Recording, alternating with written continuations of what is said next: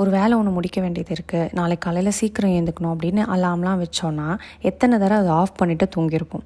ஆனால் இதுவே அடுத்த நாள் ஃப்ரெண்ட்ஸோட ஊருக்கு கிளம்பணும் அப்படின்னா ஏர்லி மார்னிங் ட்ரெயின் பிடிக்கணும் அப்படின்னு அடித்து பிடிச்சிட்டு எழுந்து கிளம்பிடுவோம். அப்போ நம்ம பிரச்சனை சீக்கிரம் எழுந்துக்க முடியலங்கிறது இல்லை, எழுந்து என்ன விஷயம் பண்ண போகிறோம் அப்படிங்கிறது தான். This applies to all aspects of your life. ரொம்ப பிடிச்ச விஷயம் பண்ணும்போது நம்ம கண்ணுக்கு கஷ்டமே தெரியாது, பயங்கர எந்தூசியாஸ்டிக்காக ராப்பாகலாம் உட்காந்து பண்ணுவோம். பட் இதுவே ஒரு விஷயம் பண்ணணுமேனு பண்ணும்போது அதுக்கு நமக்கு நிறைய எக்ஸ்கியூசஸ் கிடைக்கும். அவ்வளோதான்ப்பா எனக்கு வரும் அப்படின்னு we limit ourselves. பிரச்சனை என்னென்னா நமக்கு என்ன பிடிக்குங்கிறது தெரியல, அதனால தான் we are limiting ourselves. சரி, பண்ண இன்ட்ரெஸ்டே இல்லாத விஷயமும் சிலதெல்லாம் நம்ம பண்ணி தானே ஆகணும், அப்படியே விட முடியாது. அப்படி இருக்கும்போது how do you overcome such situation and make even those fulfilling? பிடிக்காத ஒரு விஷயத்தில் பிடிச்ச ஒரு விஷயம் கண்டுபிடிக்கணும்.